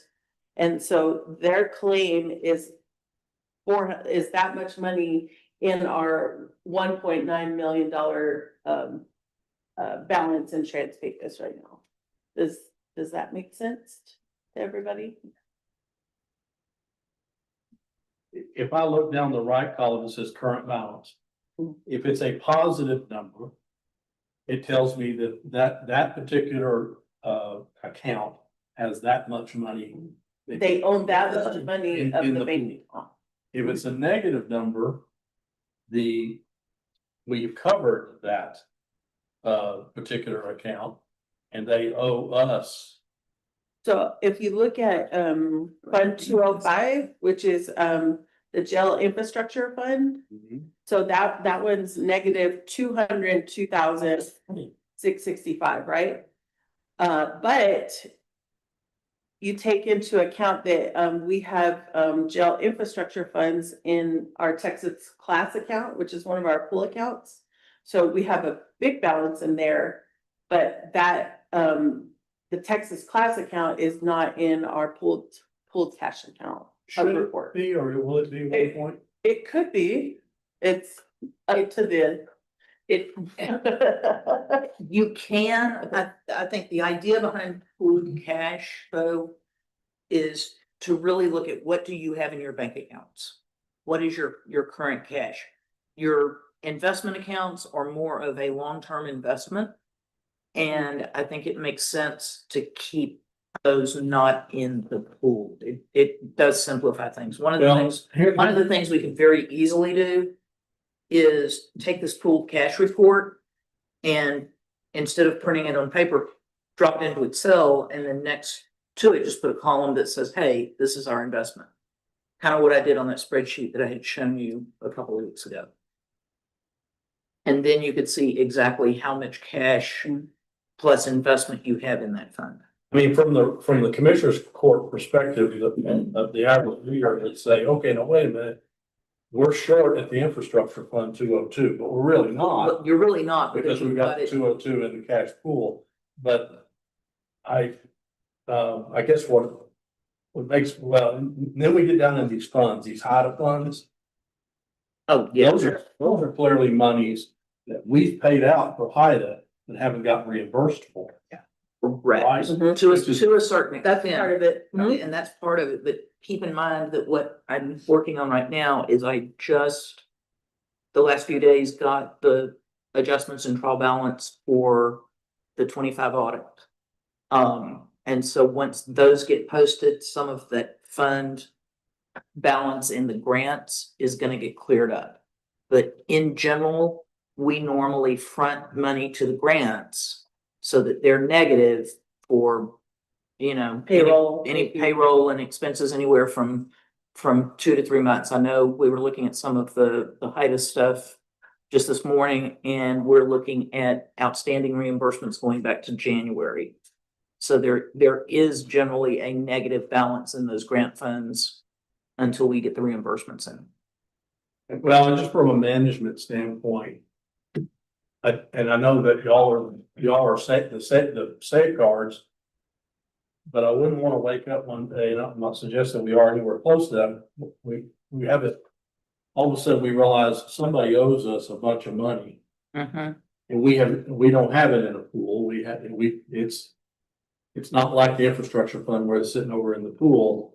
It's little money that we've on banks. Basically, the way you can look at it is the general fund has paid the money to cover all of those grant expenses on the promise by the government that we're gonna get that money I mean, reimbursed. you and I have talked about this many times. Fundamentally, I'm sort of, it galls me that I have to fund the federal government. Okay, little old Brewster County has to pay for the federal government. And then I get strung out for 6 months in payments. And I guess that's my thing with it is the turnaround time on those reimbursements is a little lengthy. It comes with the territory. Yeah, we don't have those grants, but. Yeah, I know, but that's kind of what their attitude is, that take this and too bad. And I help you, but it's gonna take you some time. Yeah. Well, this is good though. This gives us a good picture. I do think it would hurt, and we'll play around with pool cash spreadsheet. Just so Yeah, you know. it's pretty easy. It's pretty easy to do. I guess I'm one of the kind of people that just like to know where all my cash is. This cash is king. Okay, good. All right, what else? I entertain a motion to accept the financials as presented by the treasurer. Second. Motion is second. All in favor, say aye. Aye. All right, anything else? Good. No, sir. Yeah. I do have, there's a couple of other agenda items under my, LATCF under you. I'm sorry, Do I have LATCF under you? I don't think so.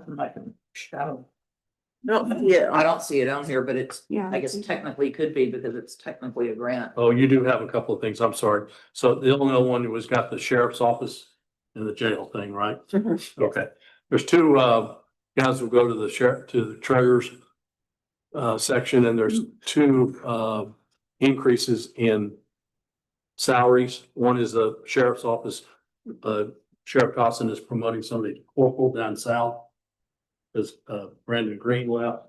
And the other one is he's promoting somebody in the jail to sergeant. It says corporal in here, but it's really a sergeant position. They have two sergeant positions in the jail, a day sergeant and a night sergeant. So he's effectively taking a person that already exists and promoting them upward to a different position. So I just need approval of. So does that come back to what we talked about the other day about the grade going, starting affecting? Well, that was on the SPQ, but, and yes, any raises, there are no mid-year raises, but there are always an exception if you're promoting somebody, giving them more responsibility. Then you can't wait till, the end of the year to give them more money. So that's what this is. So but it does need court approval because it is a raise. it's in his budget. It's in his budget. Okay. But even though it's in his budget, it's still an increase in pay mid-year. And Yeah. I want it to come through here, just so you all. Definitely should. Just Okay. want to make sure that. So we don't get, right, we have stopped mid-year raises except for cases where there's a promotion. Because that just gets too complicated for everybody and not fair, frankly. So these are both promotions That's why I was asking where that go. Yeah. Now SBQ stays the same. Right now, we'll be talking about it in the budget session. I've got my own thoughts on SBQ. I'd like to get rid of it, but, that's not what we're talking about here. So I just need a motion to approve this. So moved. I'll second. All right, motion is second. Any discussion? All right, all in favor, say aye. Aye. Okay. All right, I think that's all you've got, right, Jules? Yes, sir. All right, let me do, Melinda, let me just do LATCF since it was on our, all right, so here's where we are on LATCF. The only thing that's not on here is the 12,500 we just approved.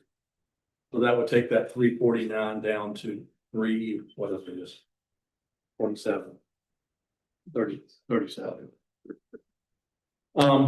There is a second tranche for the Taringa Common School District that's due. And so I put that in there. Ruben, your road and bridge shade structure in Marathon, that's probably, It's coming, he's getting us a number. yeah, he gave me a picture of a blueprint of what he's doing. Okay. And a quote. The quote's coming. Okay. Generator is already processing. Chairs, I haven't bought the chairs yet, but we need some chairs down in the fire station down south. The warning siren, Ruben and I talked about this, just FYI, we have a warning siren in Marathon.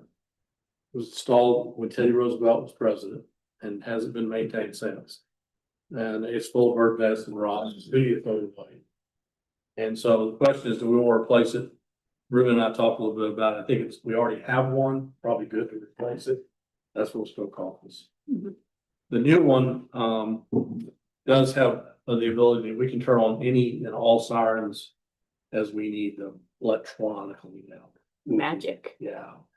So James, as I'd say, James can sit on the beach in Hawaii. I was gonna push say, the he's button. gonna be like on his phone and just turn it on the siren. Turn it on and off. So the question I have is, Terlingua is not known for its tornadoes No, because of the mountains. well, we do get those, what are they called? The derechas? Yeah, those little upbursts. The straight line winds of 120 miles per hour. So the 38,000 is something that's come up. I think Ruben and I talked, I think we agreed that we probably need to replace that. I think if we didn't already have it, it'd be different. Yeah. Americans out there in flats. You gotta maintain what you got. I'm a big fan of When was the that. last time it worked? It's worked during my tenure. Well, that was after 22 years ago. New deal. Well, no, we got it working and then the pad, the control pad went out. Oh, great. Yes. Wonderful. Actually, I just got it working like 3-4 years ago and then the control pad went out. Always something. And it's antique and there's no part for it. That's the problem. Yeah, understood. Also gonna need this another 500 for doorknobs. You do? Okay. I will. I have a quote. I don't know if the ladies will run and check that fast. Okay, is there a budget? Good, okay. Let's talk about it because I want to do those right. Yes. Anyway, that's what's left on. So after we add that 12,500 for the trailer, we're gonna have about 337,000. Jim, you've got the special project that we've been talking about. Okay. That is, we're still holding out for that. Okay. Real estate project. And other than that, I mean, it seems like every time I turn around, there's another nickel going out somewhere.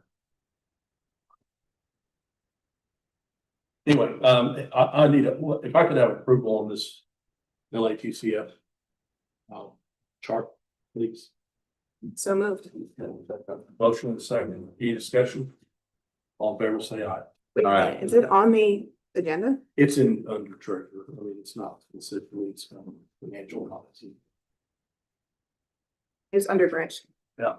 LATC. Yeah. All right, now let's do APs with purchase orders. Okay. So the invoices that are being received against purchase orders. Total $100,011.72. And there was nothing out of the ordinary in there. It's just Really good. Look pretty standard in those orders. No surprises. or any questions on any of those. You know what, let's try something different. Let's just approve hers all in one batch. How does the person taking the minutes feel about that? Just like we did with the treasurer. Approve them all in No one batch. All right. questions on No that? questions. How about payroll? I mean. So on the No payables, POs. on the regular payables registered, these are payables that do not have purchase orders associated with them. The total on those is 102, 346 and 39 cents. What fund is 891? 891 is the Historic Commission. Okay. And that's the County Historic Commission, so that's more of a custodial fund. Right. Got it.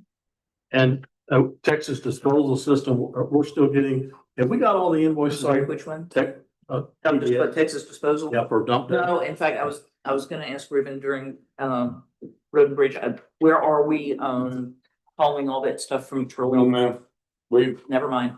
no, we're not even done delivery yet. I was gonna ask you about. Cause the reason I was asking is I have not seen very many invoices come through on that at this point. By the time that I tell him that we need to finish over here, he said, well, yeah. Tires will read. Do we, I guess my question would be, do we think that it's gonna be done before we get to the end of the fiscal year? I do have. I hope so. I do have a vendor that says he'll haul tires off, and we get a quote from him just for $1,000. Since your guys have got that, you know.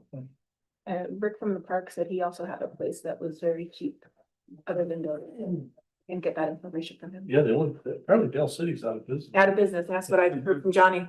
That's We were the last to That's know. the name of the one in El Paso. Recetas. Recetas. Pesetas, yeah. They took our electronics. Okay, all right, we'll keep playing with that.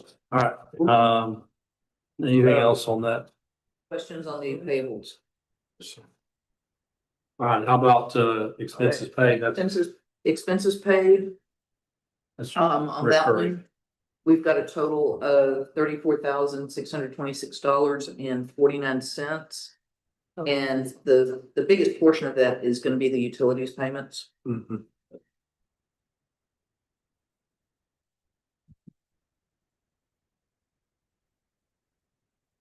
Well, I'm installing thermostats in all of our locations where we can control Smart thermostat. these 64 degrees Yeah. running all night long in the training room. It's been rather, We're fixing to Expensive. lock that down. Yeah. I'm sorry, but, you know, I know, be cool while you're in there. But nobody's turning it back up, so there it sits at 64. Is there fans in? You mean like box? The ceiling fan or something? Ceiling fans? no, No, it's that drop ceiling. Oh. Yeah. In fact, the fan is out in the training room right now down south. I've got AC guys working on it. It's hot in there. I was just wondering if we're trying to move air, you know, whether that would be. Work smarter, not harder. Yes. Kind of handle air conditioning at my house over the weekend. There was a lot of fans running. Yes. All right. You know who wasn't happy either. Well, you. So do we have any questions on those expenses other than? Yeah, budget adjustments. Oh, 64. Yeah. Okay, and then we have some budget adjustments. One of the adjustments that we are needing to make is the repair and maintenance in Road and Bridge on the loader. And we took $30,000 from road materials to use for the repair and maintenance on that loader. Then we also have a training item on the EMC, the Emergency Management Coordinator. Went ahead and moved $1,000, and that gives a little bit of a buffer the actual expenditure is only gonna be about right at 500, but that gives a little bit so that we've got some buffer in there if he has anything else for the remainder of the year. And then level 5 on this next one, you'll see these are some pretty significant adjustments. And that one, we're moving from the, to planning and design from the construction. And we got estimates from level 5 as to what they think their billings are gonna be through the end of the year for the Terlingua Visitor Center. And I'm going ahead and making that budget adjustment to cover that estimate for the remainder of the year, not just their current invoice. Okay. And the next one is a telephone and internet. 851 is the district court fiscal agent account. And they had under budgeted on what their telephone expense, communications expense was going to be, because they've been doing a lot more traveling and using a lot more as far as like hotspots and that kind of thing. So we moved that from a category that they were not utilizing as much. And then the last one is the appraisal contribution. It came in way higher than budgeted. That's all I can say. So Appraisal district, the contribution, it wasn't, what was it supposed to be? it somehow that amount was under budgeted in the original budget. I think it So was this missed payment. I'm sorry. I think there was a missed payment somewhere in the past. I could be wrong. That's. Well, what we were looking at in the budget is if you look at how much it was gonna cost for the assessed amount for the year, it was not enough to cover the amount that we were gonna owe. So for this upcoming budget year, what needs to be covered in there is the last quarter of the calendar year, so October, November, December, which is gonna be at 50,000, and then whatever the new amount is for the 3 quarters that are in 27 in the calendar year. And I'm not sure what happened on that budgeted amount last year, but it was under budgeted.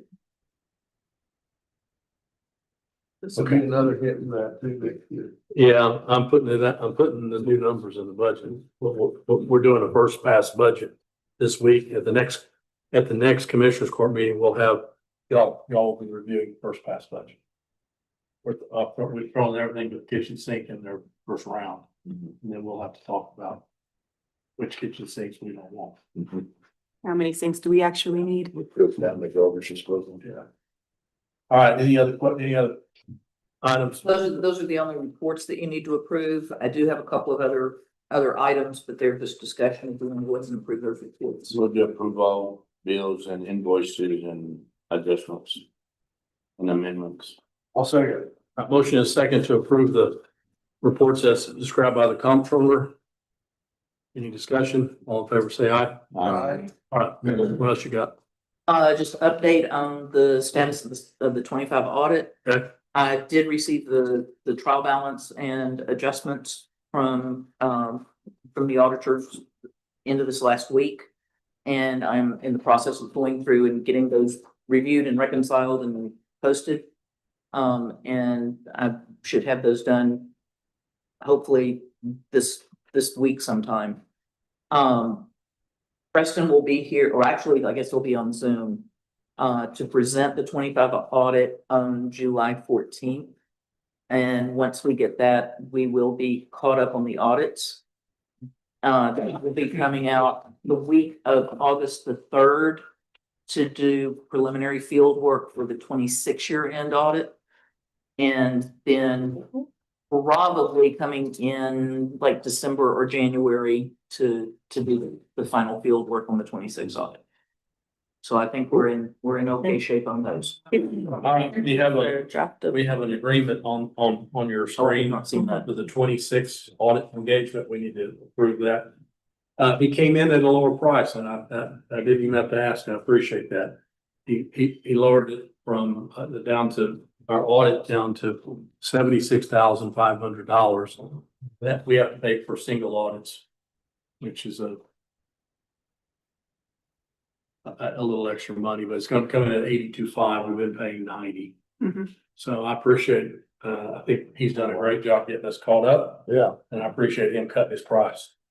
Because everybody knows. I know, he knows our books inside and out. Well, he must have gotten wind, because I've been grumbling.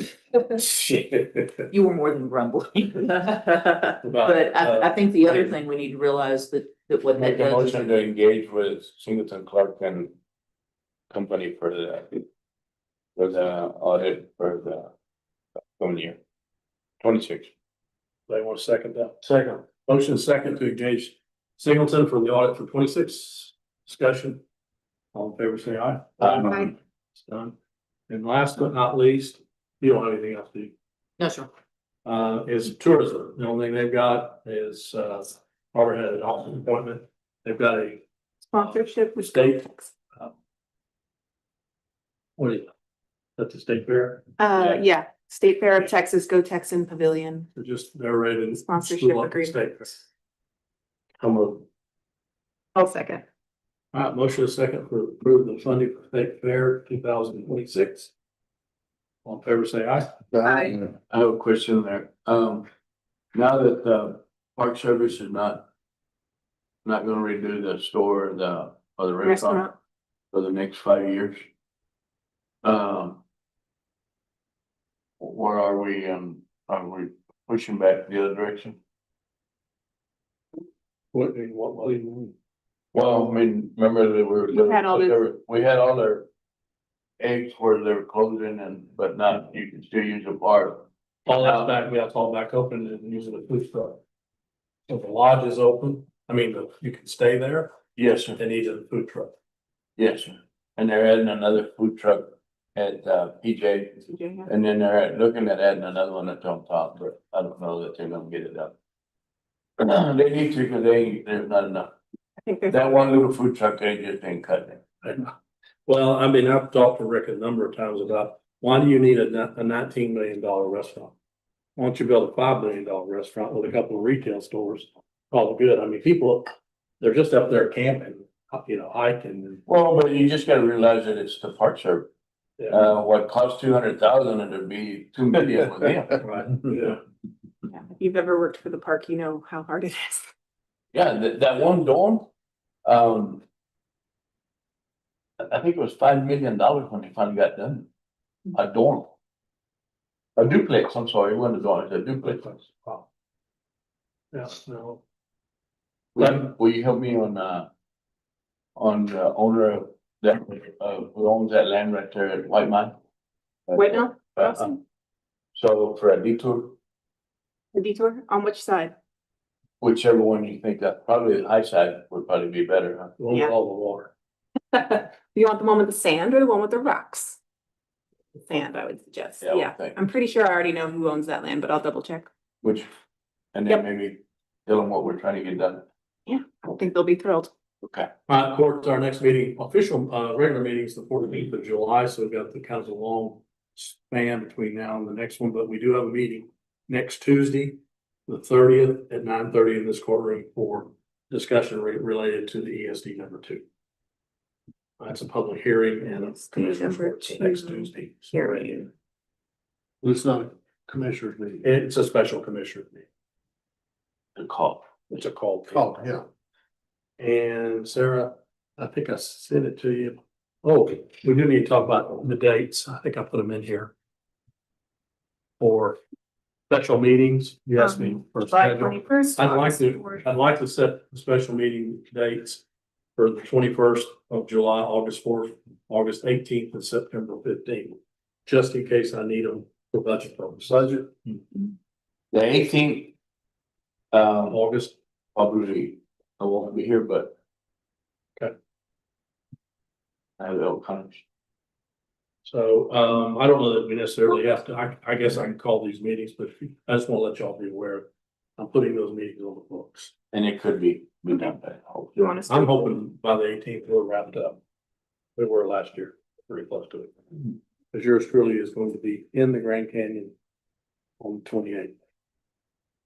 Send us pictures. You should do a lot of traveling. Oh, yeah. What you doing, you know?